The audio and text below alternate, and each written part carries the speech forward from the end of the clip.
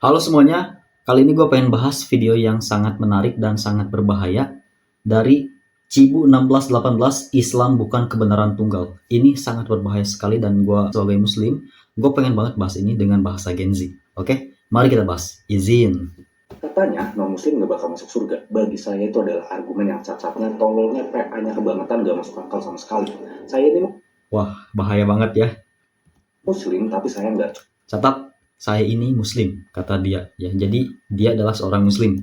cocok, nggak sepemahaman sama pemahaman yang kayak gitu. Dan yang gue heran, banyak banget oknum ustadz ternama, oknum ustadz yang punya banyak pengikut menyatakan hal kayak gitu. Argumennya biasanya kayak gini, walaupun dia baik, tapi kalau dia nggak muslim, maka kebaikannya bakal dibalas di dunia, bukan di akhirat. Bla bla. Ya betul dong, kalau misalkan dia muslim harusnya percaya dong. Tapi kenapa dia gak percaya? Oke, mari lanjut. Bla bla dan sebagainya. Para oknum ngejelasin itu pakai bahasa yang dipoles, pakai retorika yang seolah-olah logis, dan bagi saya itu bukan logika, tapi itu masturbasi ego dalam beragama. Dan saya pribadi juga ngerasa Oke, bagi saya bukan logika tapi masturbasi ego katanya. Oke, jadi syarat masuk Islam adalah membaca 2 kalimat syahadat dan bunyinya seperti ini: asyhadu alla ilaha illallah wa asyhadu anna muhammad rasulullah. Asyhadu alla ilaha illallah itu punya arti saya bersaksi bahwa tiada Tuhan selain Allah. Bukan gini artinya ya, saya bersaksi bahwa Allah adalah Tuhan saya. Enggak gitu artinya ya. Tapi tiada Tuhan selain Allah. Jadi kalau gue terjemahin secara kasar bahasa Gen Z ini ya, Gen Z banget nih. Saya bersaksi bahwa lu semua sesat. Ya, sesat, sesat, sesat. Gue doang yang benar.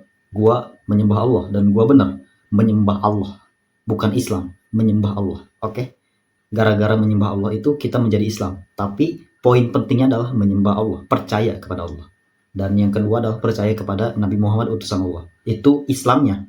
Nah, jadi dalam arti ini, lu semua sesat, sesat, sesat, gua ada yang benar, itu egois. Iya gak? Egois banget, ya kan? Jadi benar kalau misalkan dikatakan masturbasi ego, ya memang egois. Tapi sayangnya, kebanyakan oknum ustadz kata dia ya, kalau menurut gua bukan oknum, semuanya. Ustadz itu punya marwah yang sering bicara tentang Islam itu banyak kedamaian, ketenangan, positif-positif semua, ya kan? Dan mereka tuh gak mau menggunakan kata egois, ya. Padahal akui saja kalau Islam itu egois. Tapi karena itu menjadi stigma negatif, mereka gak mengungkapkan hal itu. Gak mau mereka menggunakan kata egois, gak mau mereka menggunakan kata intoleran, ya. Islam itu adalah agama toleransi, enggak, ya. Intoleran Islam itu. Ya, Andrew Tate itu pernah berkata bahwa Islam itu agama yang intoleran. Kenapa demikian? Karena ini tuh pernah pecah pas lagi Qatar menjadi Piala Dunia. Kalau nggak salah ya waktu itu, Qatar menolak adanya LGBT. Dan di situ Andrew Tate bilang, Islam intoleran. Ya bener dong, kita kan emang bener menolak LGBT. Ya udah akui aja kalau kita intoleran. Dan itu juga Andrew Tate salut dengan itu. Artinya Islam itu berpegang teguh kepada ajarannya. Jadi betul kalau misalkan kita intoleran, ya gak usah bilang ini kan bukan ras ini, ya udah gak apa-apa, intoleran ya. Tapi dalam hal lain yang memang kita toleransi, ya dalam hal lain ada toleransi. Tapi kalau ketika disebut intoleran, ya udah akui. Selesai video saya di sini. Jadi Islam kebenaran tunggal betul karena Islam egois. Selesai. Argumennya selesai sampai di sini sebenarnya. Tapi kan biasanya kalau ada netizen tuh biasakan dengerin sampai akhir. Oke, siapa tuh ada argumen yang lain yang bisa mematahkan argumen saya ini. Mari kita lanjut. saya kecewa. Kenapa argumen-argumen kayak gitu harus muncul dari tokoh-tokoh suci, tokoh-tokoh yang saya panuti, tokoh-tokoh yang saya cintai? Itu tuh bertentangan sama logika keadilan Tuhan. Soalnya sistem berpikir bertentangan dengan logika keadilan Tuhan. Tahu apa kamu tentang logika keadilan Tuhan? Sebenarnya apa yang masuk pada logika kita manusia itu berbeda dengan logika Tuhan. Ya, seharusnya kita semua menyadari bahwa hidup di dunia ini gak adil. Ya, koruptor ada yang senang-senang. Ya, sedangkan kita yang baik-baik saja gak senang-senang, susah, ya kan? Itu gak adil kan? Itu pasti ngerasain dong gak adil. Tapi kan kita tetap merasa Allah itu maha adil dan kita harus mempercayai itu. Kita benar-benar didoktrin untuk percaya itu. Ya nggak apa-apa pakai bahasa Gen Z, doktrin. Nggak apa-apa, nggak usah pakai marwah-marwah segala macam, nggak usah. Biar jelas, biar tahu gitu. Kita tuh punya batasan, logika kita tuh terbatas. Nggak usah menyamakan logika kita dengan Tuhan ya. Ada ayat yang mengatakan bahwa kalau kita bersedekah, kita tuh bakal ditambah hartanya. Secara logika masuk nggak? Enggak dong. Ya tapi secara logika Tuhan itu masuk. Gak apa-apa, kita emang punya logika yang berbeda dan logika kita manusia adalah logika yang lemah gitu jika dibandingkan dengan Tuhan ya. Jadi jangan menganggap ini gak masuk dengan logika Tuhan. Enggak ya. Logika kita yang salah. Jangan menyalahkan Tuhan. Pikir selemah itu nggak mungkin lahir dari Tuhan yang maha luas. Pemikiran kayak gitu pasti lahir dari otak manusia Justru itu lahir dari Tuhan.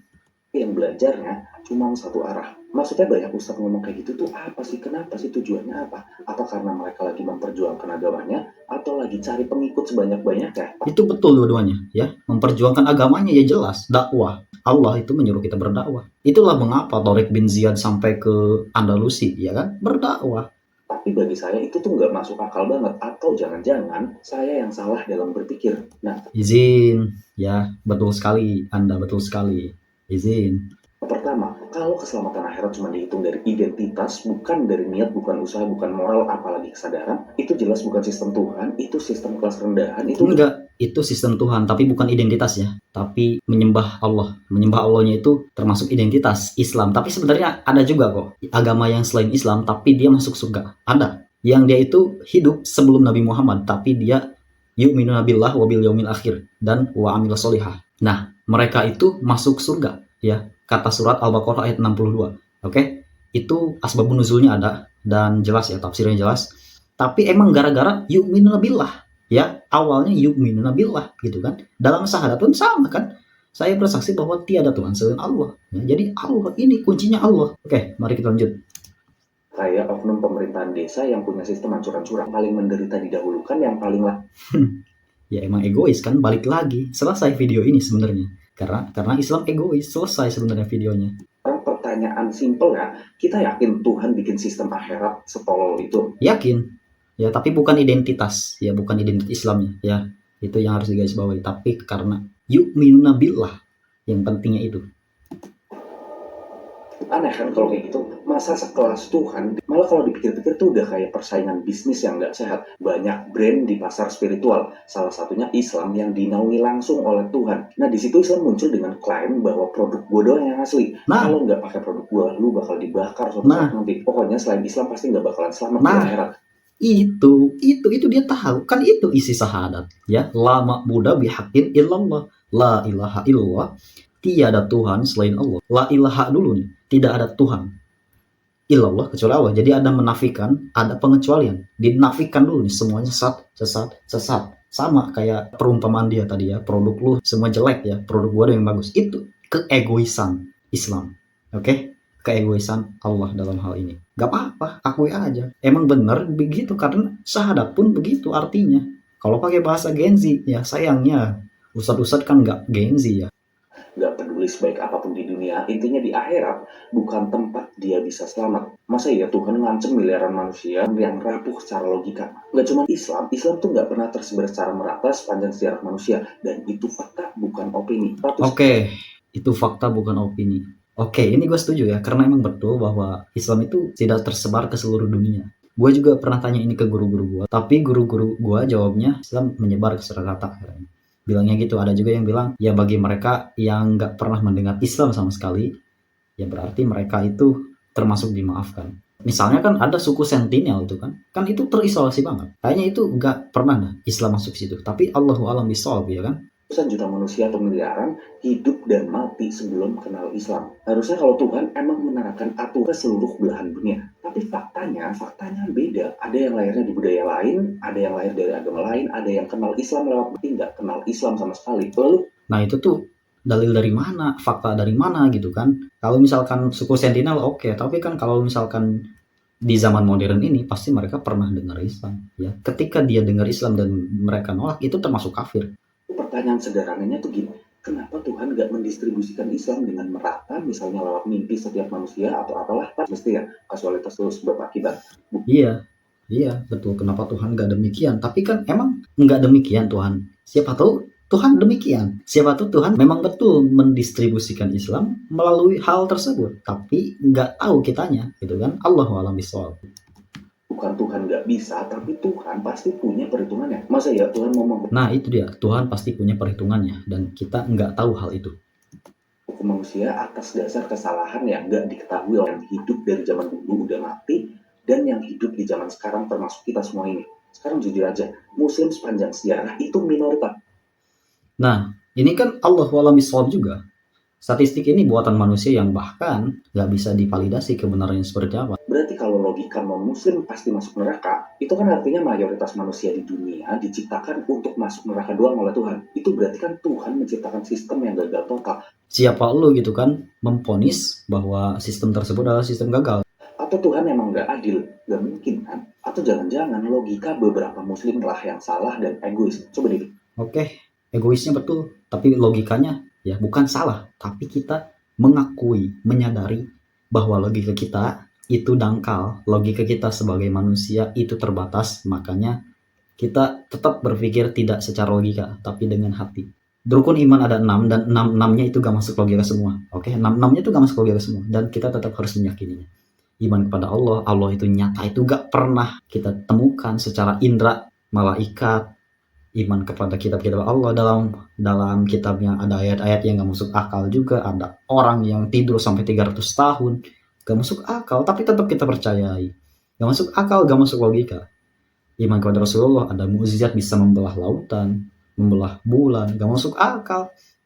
Iman kepada hari kiamat yang masuk akal juga, qadar dan qadar apalagi yang masuk akal. Ya, 6-6-nya gak masuk akal, tapi itu beriman.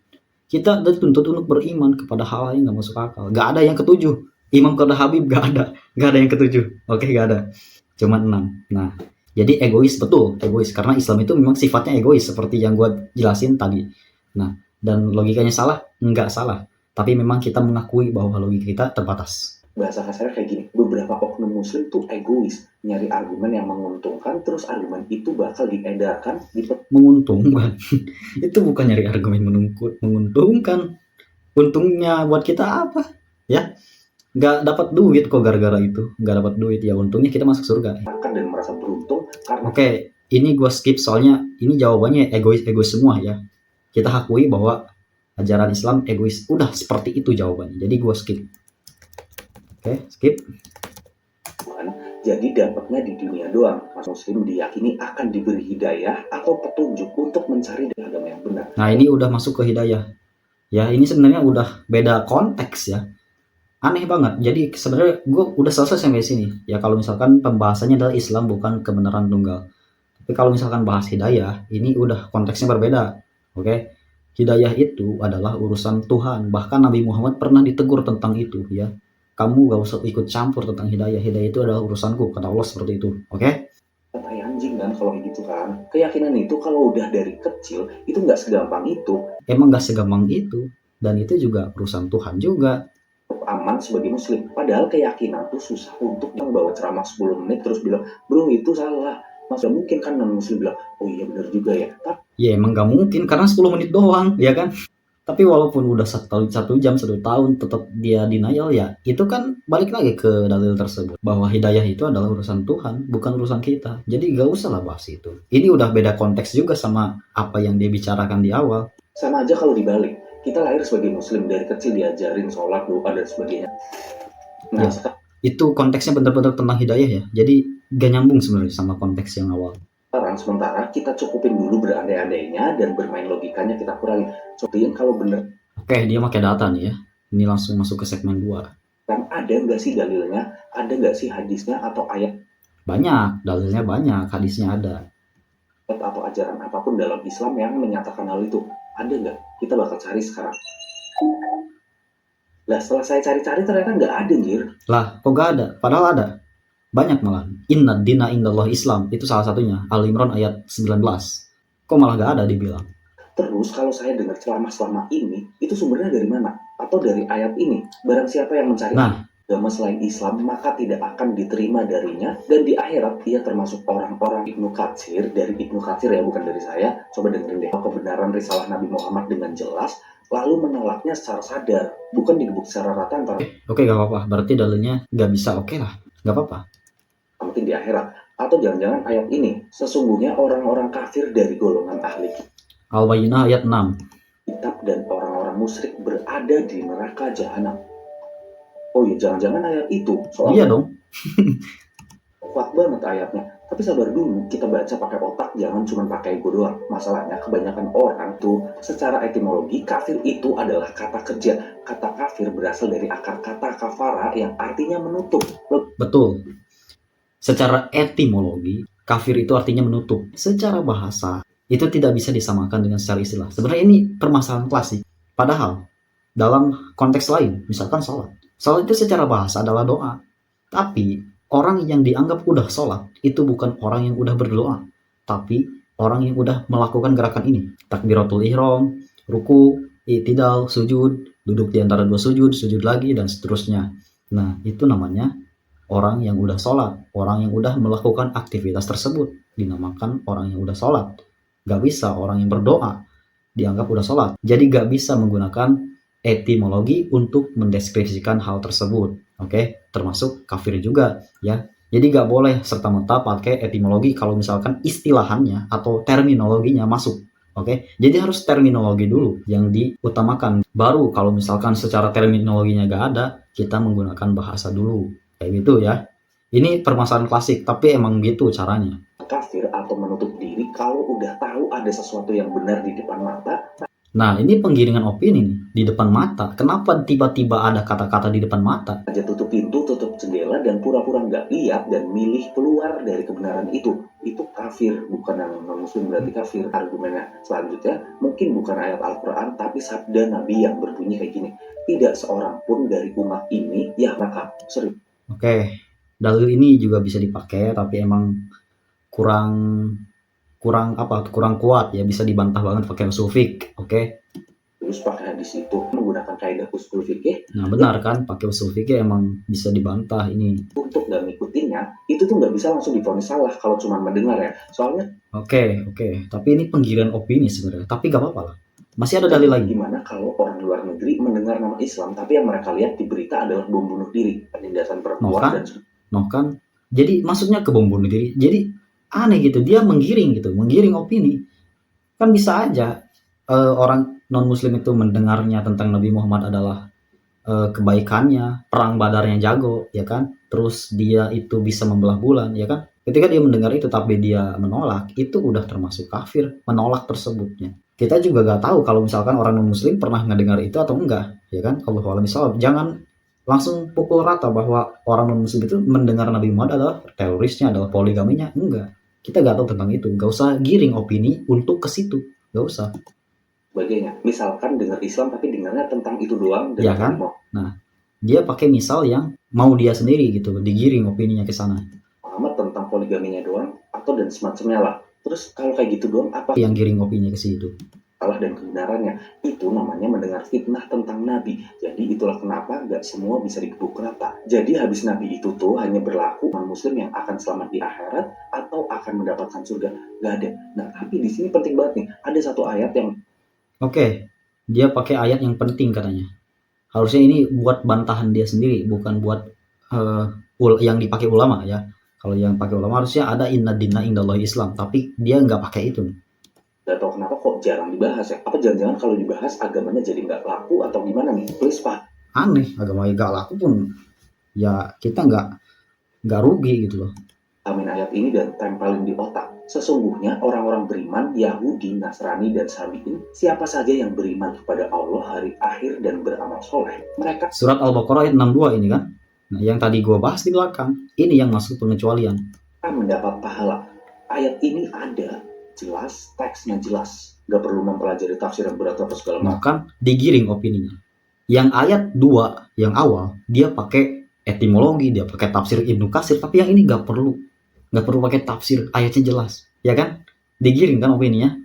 Ayat ini bisa dicerna bahkan oleh orang awam. Di situ kan nggak tertulis tuh, cuman yang punya kartu identitas atau tanda kutip Islam. Ya emang enggak ya, seperti yang gue bahas tadi ya.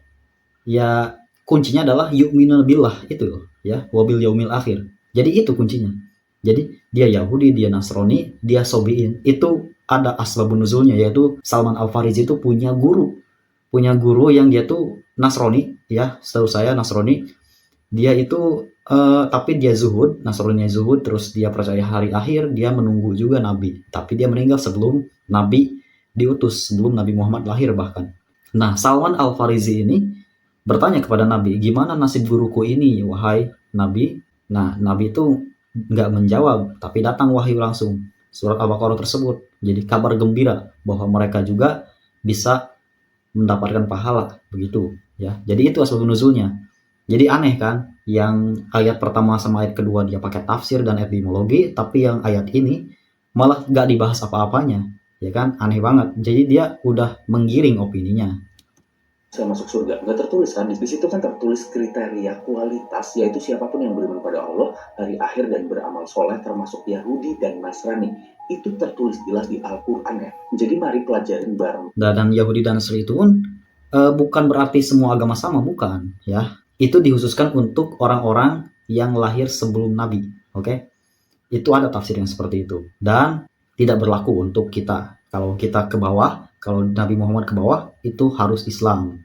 Oke, harus Islam dan harus menyembah Allah. Dan itulah pentingnya, yu'minuna billah tersebut. Jadi harus ada itunya, yu'minuna billah itu. Keadilan dasar atau sama logika dasar dan bertabrakan sama akal sehat, kemungkinan besar itu bukan Qur'annya yang salah, tapi Betul sekali. Makanya kita harus mengakui bahwa logika manusia itu terbatas, logika manusia itu lemah, ya.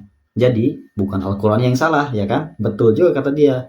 Bukan Al-Quran yang salah, tapi kitanya yang nggak nyampe, ya kan? Kitanya yang nggak nyampe, gitu aja. Simple sebenarnya. Dan kita tetap membenarkan itu, membenarkan apa yang ada di dalam Al-Quran.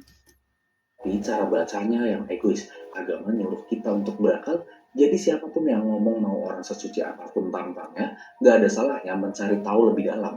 Bukannya lain, tapi mencari tahu lebih dalam kita. Ya betul sih, betul sih. Beliau ini gak menyalahkan kok, tapi dia lagi mencari tahu lebih dalam. Dan inti jawabannya adalah Islam agama yang egois. Makanya kita menganggap bahwa Islam itu kebenaran yang tunggal berdasarkan dari syahadat. Ya, syahadatnya emang gitu. Saya bersaksi bahwa lu semua sesat, sesat, sesat. Gua doang yang benar. Gitu, egois banget. Belajar kita jadi tahu batas dengan memahami. Dengan belajar kita jadi tahu batas. Dia sendiri udah jawab itu. Kita berhenti merasa paling tahu, dan dari situlah kita punya titik awal untuk berhenti menodai kuasa Tuhan. Itu benar sekali ya, menodai kuasa Tuhan. Jangan sampai kita menodai kuasa Tuhan. Jadi emang betul bahwa agama Islam itu adalah agama yang gak mau kalah dan pengen menang sendiri. Tempatkanlah logika kita di bawah Al-Quran dan hadis. Al-Quran, hadis, logika. Di sini logika. Sains semacamnya di sini semua. Dan jangan sampai kalian mencocok logikan sains dengan Al-Quran. Walaupun ada sains yang benar dan sesuai dengan Al-Quran atau dengan hadis, gak usah, nah ini kebetulan. Inilah kebenaran yang diucapkan Nabi Muhammad 1400 tahun yang lalu. Gak usah kayak gitu. Karena itu cocok logi. Jangan sampai kayak gitu. Oke, sekian dari gua. Terima kasih sudah nonton dan jangan lupa klik tombol subscribe, like, dan share. Dan komen di bawah kalau misalkan ada pendapat lain. Mari kita diskusikan ya.